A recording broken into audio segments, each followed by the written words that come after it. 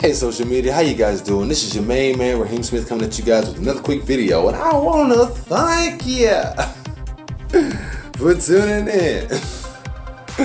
Thank you all for tuning in. Didn't have to do it, but you did. And since you are tuning in, I gotta be honest with you guys. It's been a heck of a week at work. It's been an up and down roller coaster. But what's even more incredible is the fact that there are certain people that I believe I have to let go of because I don't see myself getting anywhere with them. I mean, I can come around them, I can let them know, where I'm coming from, what's going on with me, etc., but I don't see myself growing with them. And this is not for the people that I'm connected to on social media. All of you guys that I'm talking to on social media that I'm connected to, I'm actually inspired by. For the people who I've signed up under, or for the people who I'm doing business with, or the people who I'm on specific apps with when it comes to the IML Academy, you guys are more than inspiration. It's because of you guys I'm going to be spending more time there. But what I'm talking about are some of the people who I've gone to personally, who I've gone to face-to-face, who are just too stuck in their own ways, who say they want to make an extra living, but they don't seem to be, they just don't seem to have their heads in the right direction or in the right mindset when I'm around talking to them and sharing my own knowledge or sharing what I'm doing to make money with other people and help them make money on top of what they're doing. Everybody has that 9-to-5 job that they either like or don't like. Either way works. But what gets me is the fact that the second somebody either can't get overtime or is promised overtime or is used to getting overtime and it gets cut back, they're like, oh, I'm finna leave this job and go find something else. Why leave a job if you don't have to? That doesn't make any sense to me. Another thing that bothers me about this whole thing is the fact that most people, and I am going to say most people because I haven't met too many people like myself who are thinking, okay, as long as I have a job, it doesn't matter if my hours get cut just a little bit or if I get to keep the 8 hours that I have and my overtime gets cut. But the reason why I don't feel like I'm affected is because I have another income. I'm in school and I have a side income with Chime. Chime Chime for me right now is my safety net. Not because of the money that I've been able to store or save or reinvest into my business to make my business a bit more simple for me. It's also because it's a bank card that holds my money. It is a bank card that I'm getting paid with. It's a bank card that gives me my paycheck from my employer, just like Wells Fargo, TD, Bank of America, any of those amazing banks that I've been with in the past but no longer am with now, or any of the banks that you are all currently with right now. That's what Chime is.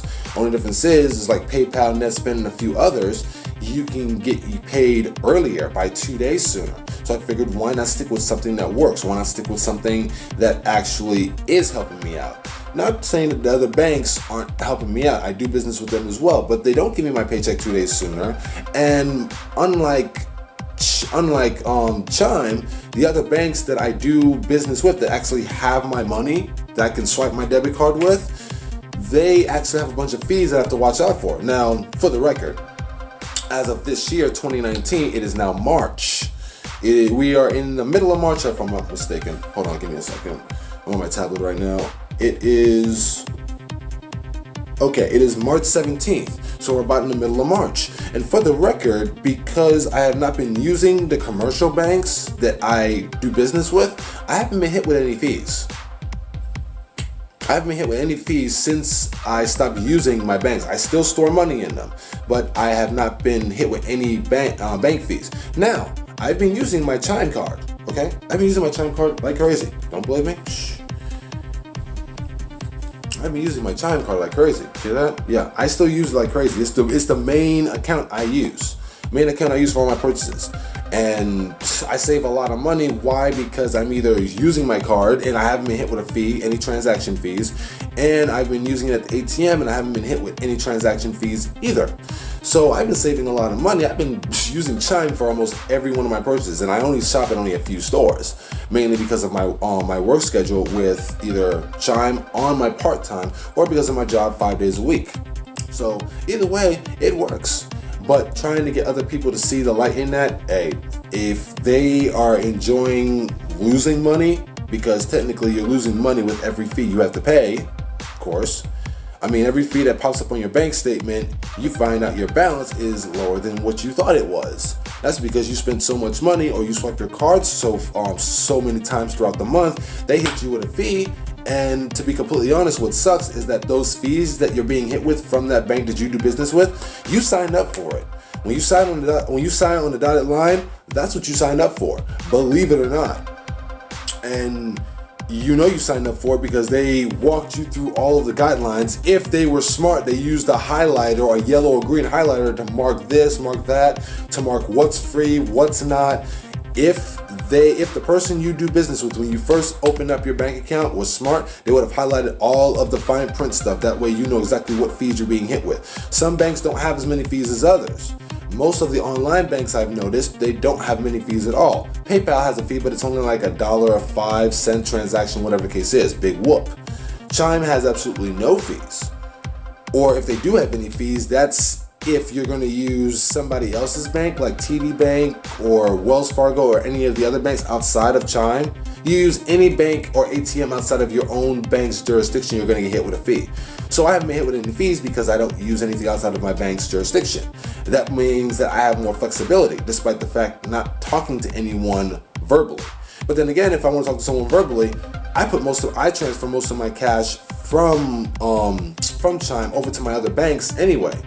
That money gets stored, that money gets transferred within 2 business days, no fees, once again. So all my money is basically in the other banks. I just barely use them unless I'm paying one specific bill. That's exactly how I'm getting rich and getting wealthy, is because I'm playing it smart. It's not that hard. You just have to limit what you're spending. You have to limit the amount of bills you have. If you don't have that many bills, that's good. If you do, limit what you don't need. Spend less or spend smart. Every company has special offers, whatever the case is. My main goal is that Chime is the main bank I use because it's so easy. Plus, since I'm able to link all my other accounts to this bank account, I'm able to transfer money the moment I get paid. Just that simple. My information will either be flashing or it'll be just below this video. I just wanted to go on ahead and send this out because I'm grateful. It has been an amazing Sunday. I figured I'd go on ahead and make this video before I got ready to leave. And you have to excuse a little bit of lighting. I chose to do an inside video because there was just too much commotion. You wouldn't be able to hear me despite how much fun people are having now that bike week is just ending. You guys have a great day. Have a great night. Have a great day. Have a great night. Good morning, good night, wherever you're watching this video from. Love, peace, namaste.